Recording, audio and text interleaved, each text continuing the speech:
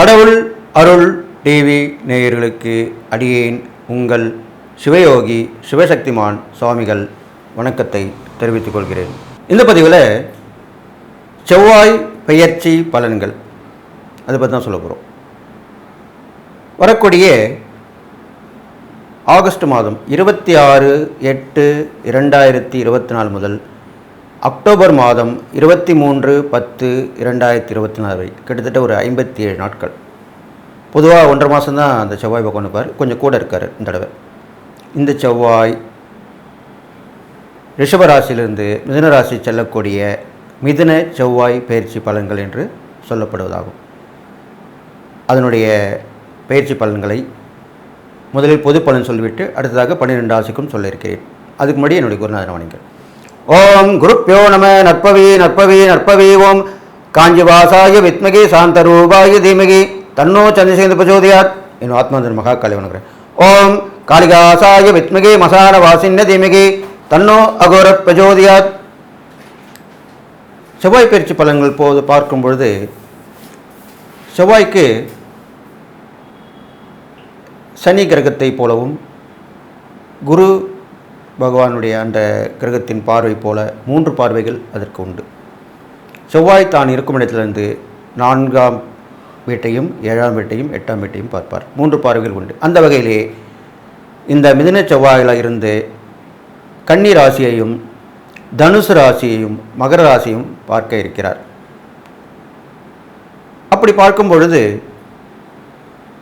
பொது பலன்கள் சொல்லக்கூடிய வகையிலே பார்க்கும் பொழுது செவ்வாய் இது நாள் வரை குருவுடன் இருந்து குருமங்கள யோகம் ஏற்படுத்தி கொடுத்திருந்தார். இப்பொழுது அந்த குருவை விட்டு விலகி மிதுன ராசிக்கு பயிற்சி ஆகிறார். மிதுனத்திற்கு புதனுக்கும் செவ்வாயும் பகை ஒன்றும் கிடையாது. இருந்தாலும் அந்த மிதுன ராசியிலிருந்து அவர் பார்க்கக்கூடிய பார்வையும் பலன்களும் அவர் பயிற்சி ஆகும்போது உள்ள கிரக நிலைகள் வைத்துமே இந்த பொது பலன்கள் சொல்லப்படுகிறது. அந்த வகையில் பார்க்கும் பொழுது ரிஷபராசியிலே குரு பகவான், மிதுன ராசியிலே செவ்வாய் பகவான், கடகராசியிலே புத பகவான், சிம்ம ராசியிலே சூரிய பகவான், கன்னி ராசியிலே கேது பகவானும் சுக்கிர பகவானும், அடுத்ததாக கும்பராசியிலே சனி பகவானும், மீன ராசியிலே ராகு பகவானும் வீற்றிருக்கிறார்கள். இந்த வகையிலே இருக்கக்கூடிய இந்த கிரக நிலவரங்களை வைத்து பொது பலனை சொல்லப் போகிறேன். இதனால் வரைக்கும் இருந்த யோகங்கள் சற்றே விலகி இருக்கிறது. இருந்தாலும் மிதுன ராசியிலே செவ்வாய் பயிற்சி ஆவதால் அந்த செவ்வாயுடைய தன்மையான போர்க்குணம், பிரச்சனைகள், அடுத்தவர் மேல் வைத்துள்ள விமர்சனங்கள் இதெல்லாமே கொஞ்சம் குறைய வாய்ப்பு இருக்கிறது. ஏன்னா புதன் பகவான் எல்லோரும் ஒத்து போகக்கூடிய கிரகமாக சொல்லப்படுகிறது. அந்த வீட்டிலே வந்து அமரும் பொழுது எப்பொழுதுமே ஒவ்வொரு வீட்டில் அமரும்போது அந்த வீட்டுடைய அதிபதியுடைய குணங்கள் கண்டிப்பாக இருக்கத்தான் செய்யும். அந்த வகையிலே பார்க்கும்போது புதனுடைய தன்மை விளங்க இருக்கிறது. அப்பொழுது இதனால் வரை இந்த போராட்டங்கள், ஒருத்தரை ஒருத்தர் விமர்சனம் செய்து கொள்வது எல்லாமே கொஞ்சம் குறைய ஆரம்பிக்கும். கல்வியில் வளர்ச்சி உண்டாகும். படித்த பண்டிதர்கள், உண்மையான பண்டிதர்கள், உண்மையான கல்வியிலே வளர்ச்சி அடைந்தவர்கள், சாஸ்திரம் தெரிந்தவர்கள், இவர்கள் எல்லாரும் இப்பொழுது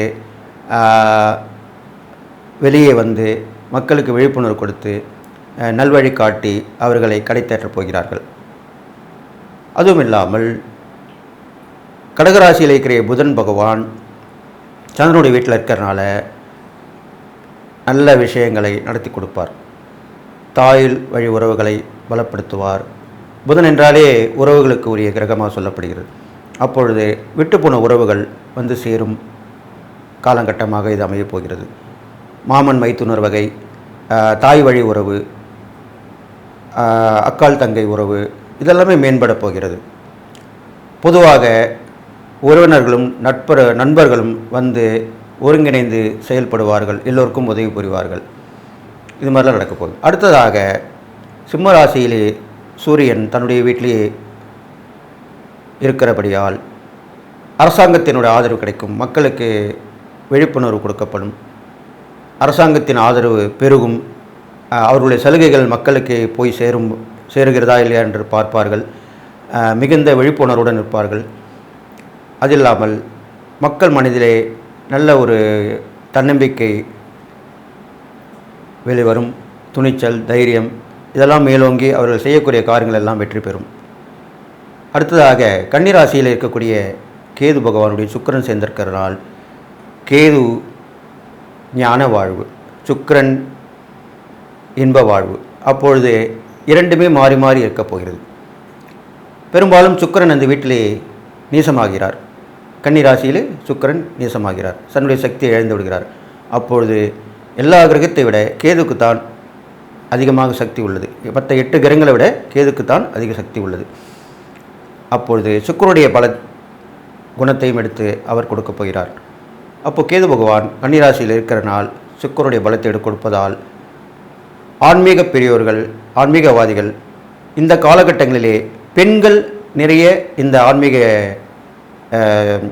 துறையிலே நுழைந்து வெற்றி பெறுவார்கள். அவர்கள் ஜோதிடராக இருக்கலாம், அருள்வாக்கு கூறுபவர்களாக இருக்கலாம், ஆராய்ச்சி புரிபவர்களாக இருக்கலாம், மக்களுக்கு விழிப்புணர்வு கொடுக்கக்கூடியவர்களாக இருக்கலாம், தியான மார்க்கமாக பயிற்சி கொடுப்பவர்களாக இருக்கலாம்.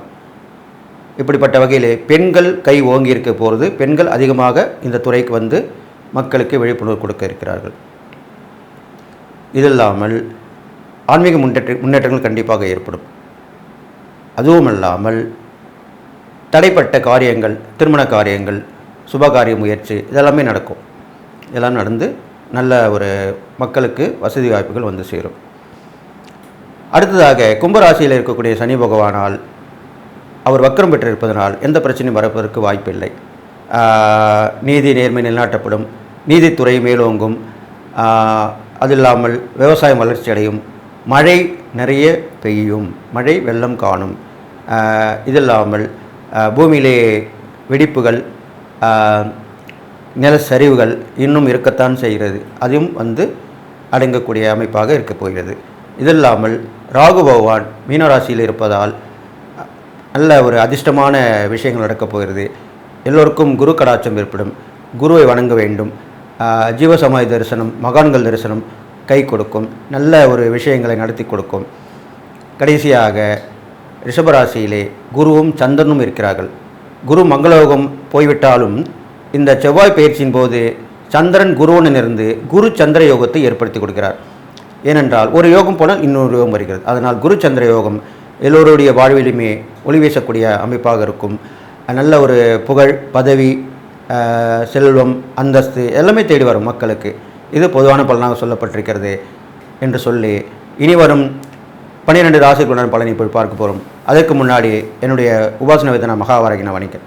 ஓம் மகிஷத் பஜாகி வித்மகி சண்டகஸ்தாத்மிகி தன்னோ வாராகி பிரஜோதயாத். வாராகி பரிபூர்ண கடைக்கு சொல்லி வாழ்த்தி அதிசயம் நிகழ்த்தும் யட்சினி, கருங்குட்டி, ஜின் போன்ற அனைத்து தெய்வங்களையும் கண்ணில் காண்பித்து பேச வைத்து கொடுக்கப்படும்.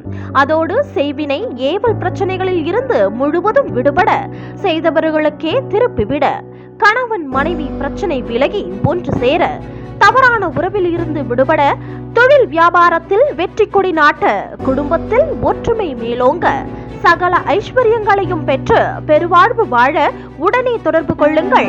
ஜெயா டிவி புகழ் மேல்மருவத்தூர் ஞானகுரு அவர்களை. கும்பராசிக்கு பார்த்தீங்கன்னா இது வரைக்கும் 4ஆம் இடத்துல செவ்வாய் 5ஆம் இடத்துக்கு வந்திருக்கார். பூர்வ புண்ணியஸ்தானம் என்று சொல்லக்கூடிய 5ஆம் இடத்துக்கு வந்திருக்கிறார். அதுவே பெரிய விஷயந்தான். அப்போ உங்களுக்கு பூர்வ புண்ணியம் கிடைச்சி முன்னோருடைய ஆசீர்வாதம் கண்டிப்பாக கிடைக்கும். இது இல்லாமல் உங்களுக்கு நல்ல எண்ணங்கள் மனசில் தோணும். இது வரைக்கும் தோணாமல் இருந்திருக்கும், இப்போ தோணும். அதுபடி செயல்பட்டிங்கன்னா கண்டிப்பாக வெற்றி கிடைக்கும். அதுதான் அந்த நேரத்தில் தான் வரும். அதுக்காக தான் அப்படி சொல்லப்பட்டிருக்கு.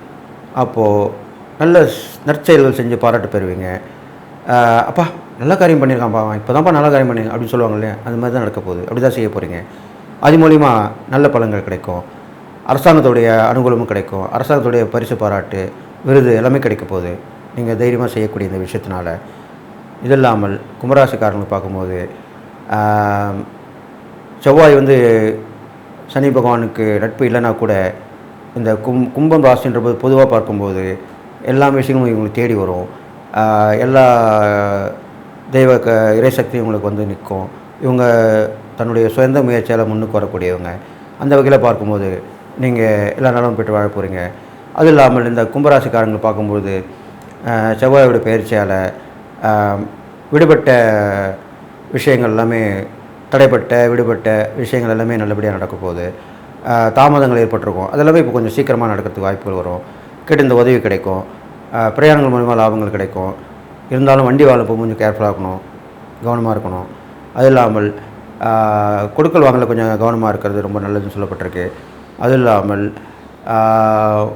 சொந்தக்காரங்ககிட்டையும் நட்பு ரொம்ப க்ளோஸாக உள்ளவங்ககிட்டையும் கொஞ்சம் கேர்ஃபுல்லாக பழகிறது நல்லது. இப்போ உள்ள காலகட்டங்களில் ஏதோ ஒரு சின்ன விஷயம் வந்தால் கூட பெருசாகி அது ஒரு கருத்து வேறுபாடு மூலிமா புரியக்கூடிய அமைப்பாக இருக்குது. அதனால் எப்பயுமே உனக்கு தெரிஞ்சுங்க, நம்ம யார் நம்மளை விட்டு போனால் கூட நம்மளுடைய நெருங்கிய நட்பு, நெருங்கிய உறவினர்கள் போகக்கூடாதுன்னு நம்ம விரும்புவோம். ஏன்னா அவங்க தான் மெயின். அவங்ககிட்ட நம்ம எல்லாமே ஷேர் பண்ணுவோம்.